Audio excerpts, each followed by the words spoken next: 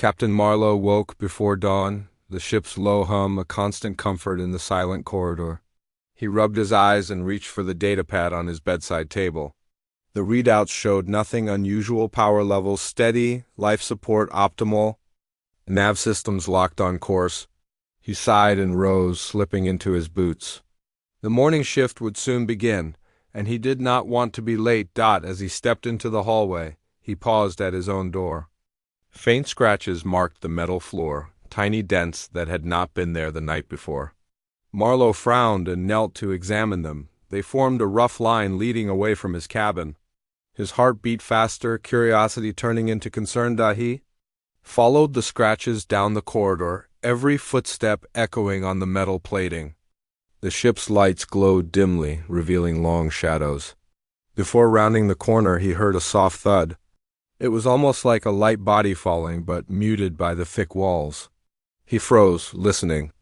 Another thud, softer this time, came again. Marlowe single quotes S. Pulse quickened. He was not alone.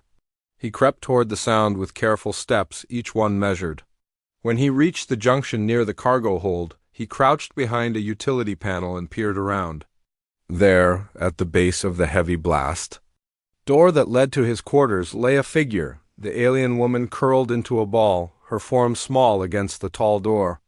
Her skin was pale blue, almost translucent, and caught the low light in gentle waves. Her hair was long and dark, trailing around her like a scarf. She breathed steadily, as if in deep sleep, unaware of the human watching her. Marlowe swallowed. He reached for his comlink, then hesitated. Calling for security would only scare her, and he did not know if she was friend or foe. At that moment, he felt a strange urge to protect this silent stranger. Carefully, he set the comlink aside and instead pulled a thin blanket from his pack. With slow movements, Marlowe approached the alien. Her breathing barely shifted as he knelt beside her. He draped the blanket gently over her shoulders, careful not to wake her. Then he placed a small cup of water on the floor next to her, hoping she might drink when she woke. He studied her features in the soft glow of the corridor lights. Her ears were small and pointed, and her eyes, closed now, were fringed with long lashes. Her hands were delicate, almost human, except for her extra joint that folded like a hinge. Marlowe wondered how she had come aboard. Did she stow away? Was she fleeing danger? As he straightened, Marlowe noticed her door again. There was no sign. A forced entry? Security locks had not been tripped. It was as if she had passed through walls. He frowned, puzzled by this possibility. Yet he felt a growing sense of responsibility. He could not leave her sleeping on the cold metal floor. Marlowe used his datapad to check the ship's logs. There was no record of an external boarding, no breach in the security feeds. He tapped through camera angles in the hallway, but each feed cut out at the moment she had appeared. Someone or something had hidden her presence from every system. He closed the datapad quietly and looked back at the alien woman. The blanket fell over her form like a soft wave, and he imagined her waking to find him staring. Anxiety tickled at his calm. Would she flee when she saw him? Would she fear the uniform and the rank on his collar? Marlowe stood and took a step back. He needed a plan. He could notify security, but he doubted they would understand. He could leave her there until morning shift, but she might be vulnerable to cold or hunger. Instead, he decided to stay near his door, keep watch until she woke. He reached out and touched the panel light by his door. A soft glow revealed the small living area beyond. Marlowe patted his jacket pocket, fingers brushing the cool metal of his service pistol. He resisted the urge to draw it. She had done nothing but sleep. Instead, he took a deep breath and made his choice. Captain Marlowe would not turn her away. He would offer help, though he did not yet know how. He moved past her to his cabin door and pressed the unlock code. The door slid open with a smooth hiss, revealing a narrow berth and a small bunk. He glanced back at the alien woman, still sleeping. With gentle steps, he led her into his quarters. He placed the cup of water on the small table and arranged the blanket over the bunk. Then he padded back to the corridor and stood guard until dawn light filtered through the ship's portos. In the quiet moments before the shift began, Marlowe felt a new purpose stir within him. The strange visitor at his door had changed everything. He would learn her story, understand her needs, and perhaps forge a bond that crossed the stars. And in that silent corridor he waited for morning to come. Captain Marlowe woke to a gentle tapping on his cabin door. He opened it and found the alien woman standing just outside, arms folded across her chest. The morning light spilled down the corridor, and she looked up at him with wide, curious eyes. Marlowe held out his hand, palm up, hoping to seem friendly. She tilted her head and pressed a fingertip to her lips, then pointed at the small table inside. Marlowe stepped back and gestured for her to enter. She crossed the threshold with cautious grace, her footsteps soft on the metal floor. Inside, Marlowe offered her a plate with a simple sandwich and a glass of water. She looked at the food, then at Marlowe, and reached out slowly. Marlowe watched as her slender fingers wrapped around the bread, lifting it in small bites. She ate quietly, her eyes never leaving him. After she finished, Marlowe retrieved a datapad and a stylus. He tapped the screen and drew a circle, then a line, then a simple stick figure holding a loaf of bread. He showed the pad to the alien woman. She frowned, then traced a similar figure with graceful strokes of her own. Marlowe smiled and sketched a heart next to the stick figure. She blinked, then drew a tiny star above her own figure. Over the next few mornings, the same ritual repeated. The alien woman waited by his door as the first light of dawn crept through the ship's portholes. Marlowe left food and water at his cabin threshold, and she accepted it with quiet dignity. Sometimes she left him small gifts in return, a smooth sky-blue pebble, a sprig of glowing moss found in the ship's hydroponics bay, a delicate shell she must have discovered somewhere aboard. Marlowe studied her each day. He learned that she blinked twice when she was happy and that she frowned when she was confused. He noticed that she flinched at sudden noises, and he made sure the corridors were quiet when she passed. He practiced simple gestures, offering a thumbs up for good, a wave for greeting, and a hand over his heart to show thanks. She returned these gestures with gentle nods. One morning, Marlowe drew a rough map of the ship on his datapad. He showed her the bridge, the engine room, and his cabin. She touched the map lightly, then pointed at the cargo hold and traced a path from there to his door. Marlowe's brow furrowed. He had not explored the cargo hold much, but now he wondered if that was where she came from. He led her there that day. She walked beside him, moving with calm confidence. When they reached the hold, Marlowe used his datapad light to scan the towering crates and stacked containers. He found a loose panel at the base of one crate. It was just wide enough for a person to slip through. Marlowe knelt and shone the light inside. The panel revealed a narrow tunnel, dark and silent. Marlowe hesitated, then looked at the alien woman. She nodded, her eyes steady. He extended his hand, and she placed her slender fingers in his. Together they crawled into the hidden passage. The air was stale but breathable. Ahead, the tunnel curved toward a small chamber. When they emerged, Marlowe saw a makeshift shelter built from spare panels and crates. Inside lay a soft mat, a few scraps of cloth, and a small stash of food, human rations, and alien pods. The alien woman sank to her knees beside the mat and pressed her palms to her forehead. Marlowe knelt beside her and rested his hand on her shoulder. She looked up at him, gratitude shining in her eyes. Back in his cabin that night, Marlowe could not sleep. He thought of the strange bond growing between them. She had chosen to return each morning, trusting him with her safety and her secrets. He vowed to learn her language, to help her find a way home, and to protect her from any danger aboard the ship. As he lay awake, Marlowe whispered into the quiet, "You are safe here." And though the alien woman could not hear him then, he believed. She understood. The journey that began at his door was only the start of something new. Friendship that crossed worlds and made the vast loneliness of space feel a little smaller. Captain Marlowe woke to the soft hum of the life support systems. He glanced at the small device on his desk, a prototype translation gadget he had adapted from shipboard scanners. Today he hoped that they would speak more than drawings. Stepping into the corridor, he found the alien woman waiting by his door, her fingers lightly tapping a rhythm on the metal floor. Marlowe smiled and held out the device. She tilted her head and accepted it, her pale blue fingers delicate around. A cool metal dot inside his cabin, Marlowe placed the gadget on the table and powered it on. The device glowed faintly, casting a pale light on the walls. He drew a symbol on the datapad, a simple circle for speak, and showed it to her. She nodded, then pressed the symbol on his screen. The device clicked, and a soft tone played. Her lips moved in an alien language, a series of light, fluid sounds. The gadget captured her voice and replayed it in Marlowe's ear. "Thank you." Marlowe felt a thrill, the first words.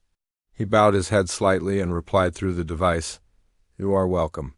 She blinked and drew a smiley face on the datapad. Marlowe grinned back and tapped another symbol, name. She thought for a moment, then drew a curved line atop her head and traced 3 dots below. The device emitted another tone. It spoke. "Lyra, Lyra," Marlowe said, testing the name aloud. The device repeated. Lyra's eyes shone with surprise and relief. She placed a hand over her heart, then pointed to Marlowe. "Marlowe," he replied, and the gadget echoed. They had names now. In that moment, the cabin felt warmer, less lonely. Marlowe asked through the device, "Where are you from?" Lyra pressed the symbol for home and drew a small planet with rings. The device played her voice, "Zalaris." She traced the rings carefully, then drew a jagged line across the planet's surface. The device's translation, "Home broken." Marlowe's heart clenched. He recognized the pain in her gesture. He tapped the symbol for help, and the device spoke for him, "I will help." Lyra's eyes shone with gratitude, and she nodded. They spent the next hours planning. Marlowe sketched the ship's engineering bay on the datapad and pointed to a damaged console that could be adapted to power a small shuttle. Lyra listened and pointed at her amulet, then tapped the device. It spoke her words, "Energy." She drew a simple battery shape on the pad. Together they pieced together a plan: salvage parts, reroute power, build a launcher. Marlowe guided her to the engineering bay. Technicians bustled around, unaware of their secret project. Lyra's slender hands moved with skill as she rewired circuits, guided by Marlowe's instructions. Each time she connected a wire correctly, the device chirped a confirmation. The two worked in silent rhythm, Marlowe holding tools, Lyra fitting parts. Sparks flew as they tested each circuit, the console lighting up in faint green lines. Marlowe closed his eyes, savoring the success. Lyra brushed a strand of dark hair from her face and offered a shy smile. Their work was nearly done when alarms blared through the bay.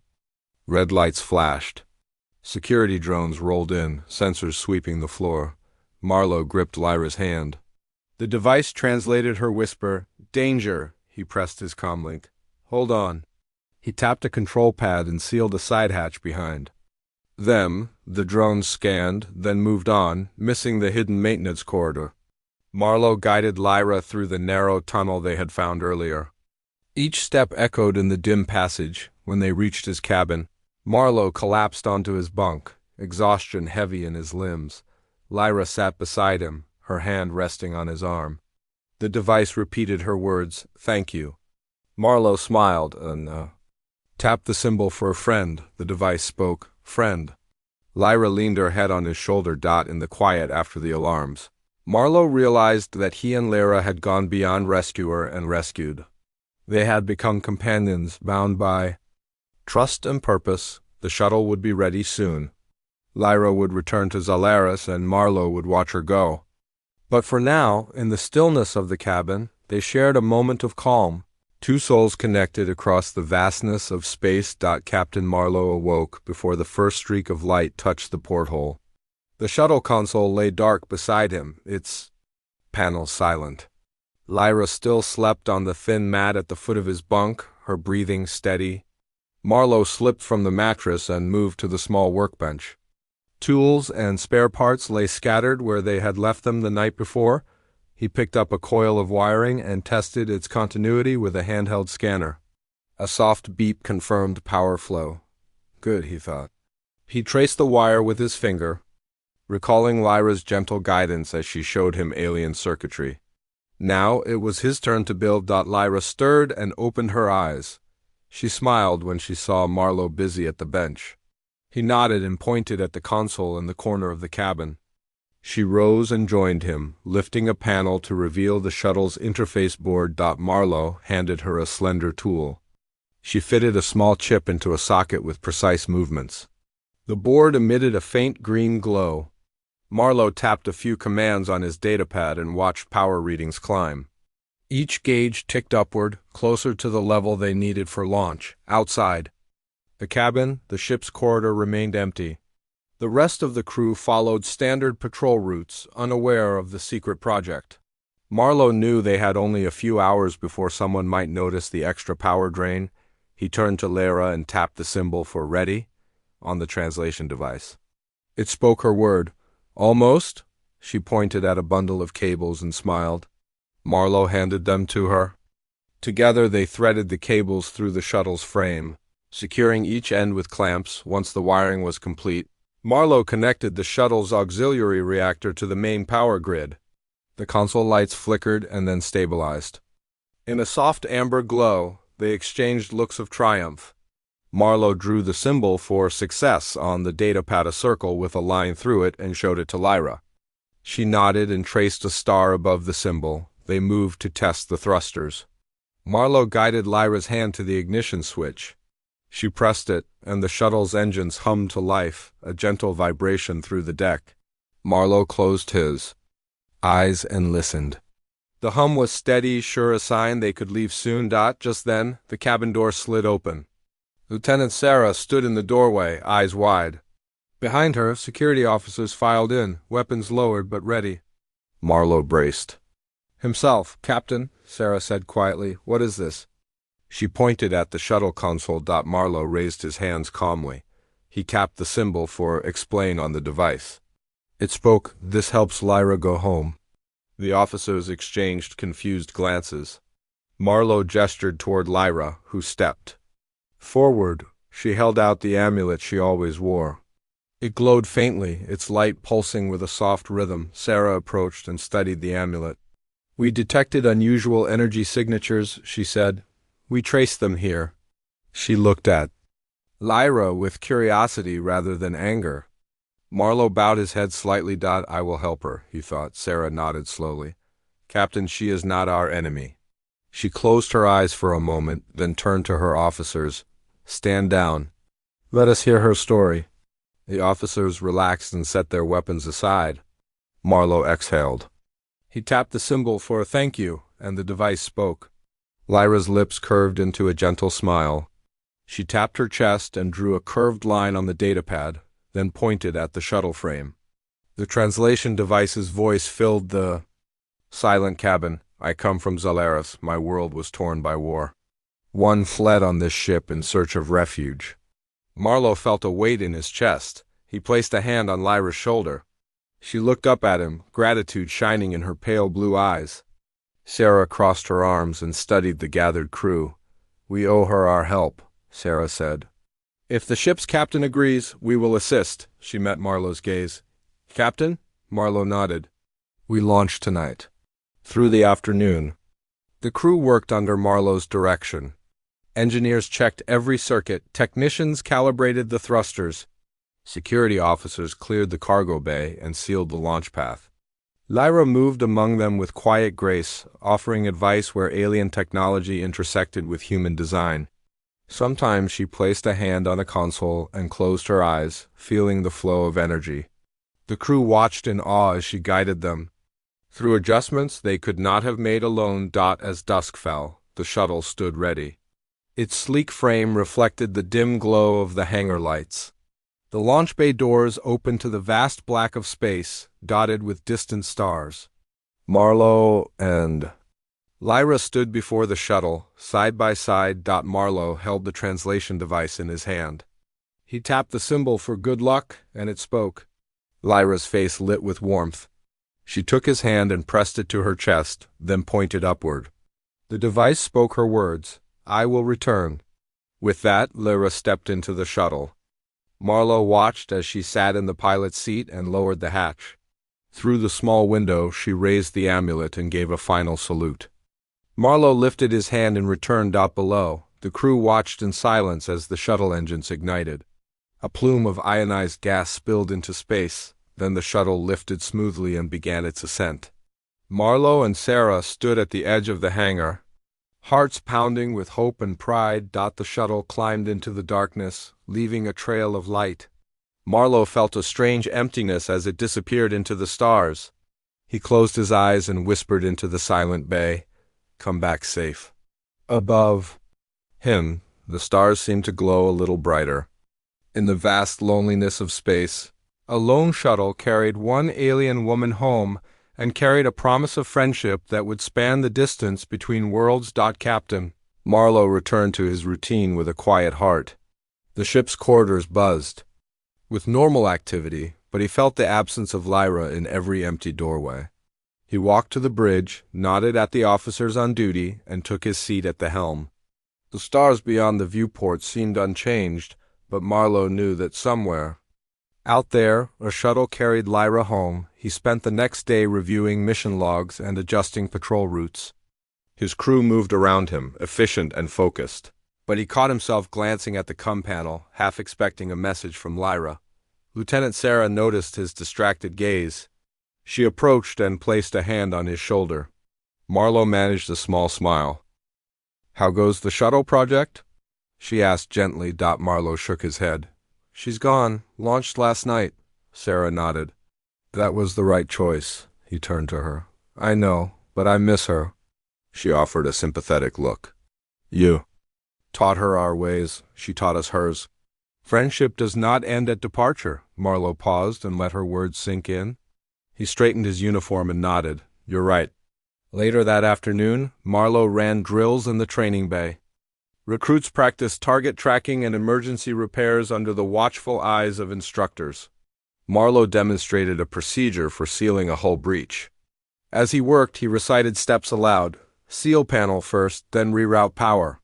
The students followed his lead. When he finished, he felt a small spark of satisfaction. Teaching helped fill the emptiness. After class, one recruit approached with a datapad. "Captain, we detected a pulse signal on the long-range array. It's weak, but it matches the frequency of Lyra's amulet." Marlowe's heart thudded. He motioned for the recruit to show the readings. On the screen, a faint waveform pulsed every few seconds, slow, deliberate. Could it be her? Marlowe whispered. The recruit nodded. "We isolated the signal." "It's not from any known source?" Marlowe pressed his fingers to his chin. "Thank you. Keep monitoring. If it strengthens, notify me immediately." The recruit saluted and left. Marlowe remained by the console, watching the waveform pulse like a heartbeat across the stars. That evening, Marlowe stood on the observation deck. The deck lights were dim, and the ship's wake trailed behind like a river of light. He held the prototype translation device, now mounted on his wrist like a watch. He tapped its surface 3 times, and it activated. A soft voice spoke, monitoring. "Signal." Marlowe pressed his finger and spoke aloud. "Lyra?" The device sent the word into the empty deck. He waited, breath held. For a moment, only the hum of the ship responded. Then the device chimed and displayed a new symbol, a simple wave. Marlowe smiled and tapped for hello. The device repeated, "Hello?" He tapped again. "It is you?" The device spoke the question. The screen glowed with a new symbol, a circle with a dot in the center. Marlowe recalled Lyra drawing that for yes. His pulse quickened. He replied through the device, "Where are you?" He tapped the symbol for here. A map icon appeared on the device's screen. Below it, tiny coordinates blinked in alien script. Marlowe's jaw tightened. He translated the coordinates to human format on his datapad. They pointed to a small system off the ship's planned route. A world with 2 moons and a stormy atmosphere. He memorized the numbers. Without hesitation, Marlowe strode to the comm center and contacted the engineering officer. "Prepare the skiff for an unscheduled drop. I need to follow a signal." The officer hesitated. "Captain, that area isn't on our mission orders." Marlowe stared at the officer. "I know, but this is important. Prepare the skiff for launch in 30 minutes. The officer saluted and departed. Marlowe returned to the observation deck and activated the translation device. "Lyra," he said softly, "I am coming." He felt a thrill of purpose. The signal was faint, but it was hers, and he would not let distance stop him. In the hangar, technicians readied the small skiff. Marlowe checked its hull, fuel levels, and comlink. He gathered a pack with food, water, and tools. As he climbed in, he paused and looked back at the larger ship. It had become his home since he joined the fleet. But now his heart pulled him elsewhere, toward the pulse that bound him to Lyra. The skiff's engines roared to life, and Marlowe guided it through the open bay doors into the void. Stars stretched into lines as he engaged the drive. He set the coordinates and watched the displays. Distance, speed, signal strength. The waveform grew stronger as he neared the drop point. Hours passed in quiet anticipation. The skiff glided among asteroid fields and silent wrecks. Marlowe navigated by the beacon until at last, the cockpit screen showed a pale blue glow on the horizon. "Lyra," he whispered. Gripping the controls, below him lay a ruined outpost on a rocky moon, lit by swirling storms in the sky. At its center, the glow of the amulet pulsed atop a broken tower. Marlowe set the skiff down on a narrow plateau, engines echoing in the night. He lifted his pack and stepped onto the windswept surface. Each step crackled on the frost-coated ground. He approached the tower and saw Lyra kneeling by the amulet. Her head bowed. When she looked up, her eyes shone with relief. Marlowe activated the device and spoke her name. She rose and reached for him. He held out his hand, and she placed hers in it. In that silent moment on the stormy moon, Marlowe and Lyra stood side by side. The translation device chimed softly, ready to bridge their worlds once more. Marlowe whispered, "I found you." And, across the wind and the stars, their bond grew stronger still. Captain Marlowe and Lyra stood on the wind-scarred plateau, the storm howling around them. The broken tower pulsed with the faint glow of Lyra's amulet. Marlowe studied the ruins, noting fractured cables and fractured panels.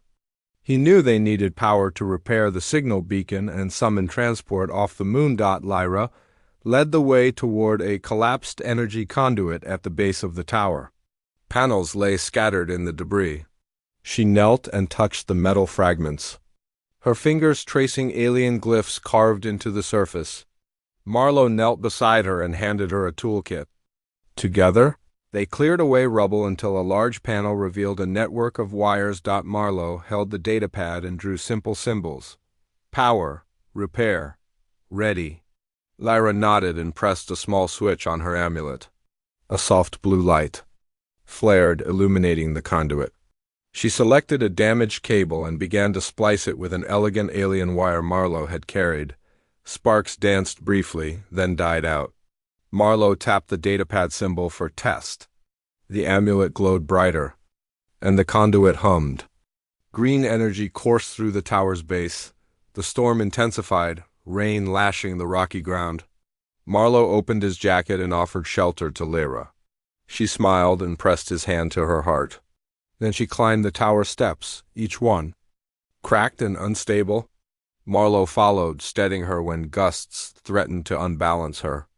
At the top, they found a shattered antenna array bent toward the storm winds. Marlowe pulled a coil of cable from his pack. He attached one end to the tower's power port and the other to the antenna base. Lyra guided the cable through her amulet, which glowed as if charging the wire. Marlowe tightened clamps and secured the antenna with metal braces fashioned from his toolkit. Once it stood straight, he tapped the datapad to send power. The antenna vibrated and then locked into position. A low hum rose from the tower as the beacon came to life. Marlowe tapped the datapad for signal, and Lyra pressed her amulet against the panel. The glow pulsed faster, and a beam of blue light shot into the stormy sky. Marlowe watched the readings on his datapad.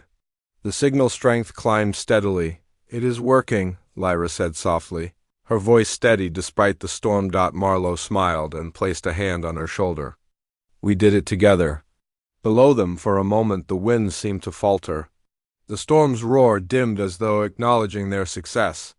Then the signal beacon pulsed again, sending the blue beam higher. Marlowe checked the comlink. Static. Gave way to a clear voice. "Shuttle here. Preparing descent." Lyra's eyes shone with relief. She pressed her palm to the amulet and tapped the datapad symbol for thank you. Marlowe echoed the gesture and tapped welcome. Together they watched as the shuttle's silhouette appeared against the dark sky, engines casting pale light across the rocky surface. The shuttle landed with a soft rumble. A hatch opened, and the pilot, Lieutenant Sarah, stepped out, his uniform damp from the storm. He nodded at Marlowe. "Captain, we came as soon as we received the beacon."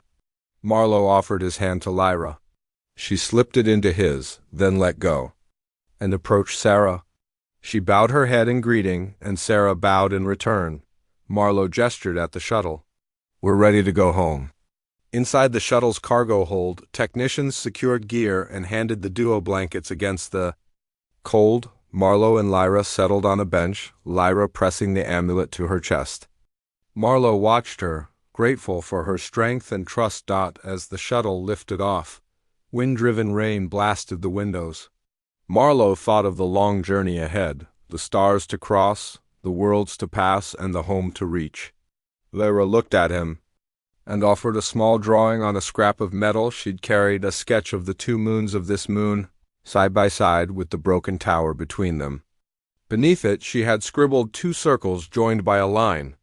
Marlowe understood they were joined now. Two worlds linked by friendship. The shuttle entered orbit and then engaged its faster drive. The stormy moon fell away beneath them, its secrets left behind. Marlowe tapped the translation device on his wrist. "Lyra," he said, "you are safe." She pressed the amulet to her lips and then tapped the device. It spoke her words, "Because of you." Marlowe nodded and smiled. The vast darkness outside the shuttle's viewport seemed less empty now. He and Lyra would face the journey together. Hours later, as the distant glow of Solaris appeared on the screens, Marlowe and Lyra prepared for descent. The world below was scarred but alive, its sky awash with rings of colored storms. Marlowe guided the shuttle through the turbulent atmosphere, Lyra pointing out safe corridors between cloud bands. Together they piloted the craft like a single mind. The shuttle touched down in a valley ringed by crystalline spires. Marlowe opened the hatch and stepped onto alien soil. Lyra followed and knelt, pressing the amulet to the ground. The crystals around them shimmered in response. A soft wind carried alien calls in a language Marlowe could not yet understand. Lyra rose and spoke through the device. "Welcome home." Marlowe looked at her, then at the world around them. He smiled and said aloud, even though the device could translate, "Thank you for letting me come with you." Lyra took his hand and squeezed it. In that moment, two beings from different worlds stood together under alien skies, bound by courage, trust, and the promise of new beginnings. And as they walked toward the shimmering spires, Marlowe knew this was only the start of their story. Captain Marlowe and Lyra walked across the crystalline valley, the spires glinting under the twin suns. The air smelled of minerals and sweet blossom. Wind, Lyra led him toward a circle of low, curved dwellings carved into the rock. Marlowe paused to study the gentle curves and soft lights glowing from within. They approached the first dwelling. Lyra raised her hand and waited. The door slid open, revealing an elder Zolarian, tall and robed in pale blue fabric. Her eyes held warmth and wisdom. She bowed to Lyra, then to Marlowe. Lyra gestured swiftly, and the translation device spoke her words. "This is Ariala. She is my guide and healer." Ariala smiled and reached out a hand. Marlowe took it respectfully. The air felt calm in her presence. She guided them inside, where the walls glowed with living vines. Small lamps hung from the ceiling, casting soft patterns on the floor. Marlowe marveled at the design, simple, organic, alive. Ariala brought them to a low bench near a table of steaming bowls. She poured in warm broth from a carved vessel and offered one bowl to Marlowe and one to Lyra. They ate quietly. Marlowe tasted spices he did not recognize but found them comforting. Lyra nodded with approval. After the meal, Ariala motioned for them to sit on soft mats. She placed her hands on Lyra's shoulders and closed her eyes. Lyra leaned in, and the amulet at her neck glowed. Marlowe watched as Ariala hummed a gentle tone. After a moment, she opened her eyes and smiled at Lyra. The younger Zalarian's shoulders relaxed and she breathed deeply. Ariala then turned to Marlowe and laid a hand on his arm. She gave a small nod of respect. Lyra tapped the device and it spoke. "She thanks you for your help and bravery." Marlowe bowed his head slightly. He tapped back. "It was my honor." Outside, children with porcelain skin and bright eyes gathered by the door. They pointed and whispered, curiosity shining in their faces. Lyra stood and motioned for Marlowe to follow. They stepped outside and the children ran forward, laughter like tinkling bells. Lyra knelt among them, and Marlowe watched as she ruffled their hair. She smiled, truly happy at last. One small child offered Marlowe a smooth crystal shard. He accepted, turning it in his hand. It glowed faintly with inner light. The child bowed and ran back to the group. Marlowe placed the shard in his pocket and smiled at Lyra. She drew a heart on the device and it spoke, "Friendship." As the suns dipped low, the sky turned pale violet. Ariala joined them outside. She placed a hand on Lyra's shoulder and pointed at the horizon. Marlowe looked and saw distant shapes, other shuttles and ships among the spires. More of Zalarian kind had come to greet Lyra's return. Ariala spoke softly into the device. "Your people are welcome here. You helped save our world." Marlowe felt pride and humility. He tapped. "I only did what I could." The gathering crowd waved as Lyra and Marlowe walked toward a raised dais made of polished crystal. Elders and leaders stood there wearing robes of softly glowing threads. Lyra climbed the steps and Marlowe followed. She held out her amulet to the assembly. Its light pulsed warmly. The elders placed their hands over their hearts in greeting. One stepped forward, a tall figure with silver hair and kind eyes. She spoke through the device. "We honor your courage, Captain Marlowe. You saved our daughter and restored hope to Zalaris." Marlowe felt his throat tighten. He bowed deeply. The elder leaned closer and pressed a small badge of honor onto Marlowe's uniform. It was a silver emblem shaped like a star entwined with a vine. Marlowe accepted it with both hands. Lyra stepped forward and embraced him. Marlowe held her gently, grateful for the bond they shared. The crowd cheered quietly, a soft rising hum that filled the valley. Children danced in circles and adults offered flowers of glowing blue petals. Marlowe and Lyra stood on the dais as sunlight faded into starlit skies. Later, as celebration fires flickered around them, Ariala invited Marlowe to stay. She tapped the device. "Our guest of honor may rest in peace here." Marlowe looked at Lyra. She nodded and pressed his arm. He tapped. "I would be proud." That night, Marlowe slept on a cushioned mat beneath a gauze canopy inside the Zalarian home. Outside, the valley glowed with bioluminescent vines and starlight. He dreamed of distant human stars and the warm glow of Lyra's world. In the silence before dawn, Marlowe rose and stepped outside. Lyra waited by a pool of clear water. She held the amulet above its surface. The reflection showed both their faces, joined by light. She spoke through the device. "Thank you, Marlowe." Marlowe knelt beside her and placed a hand on the water's edge. He pressed his forehead gently to hers. He tapped the device. "We are friends forever." Lyra's eyes shone with tears of joy.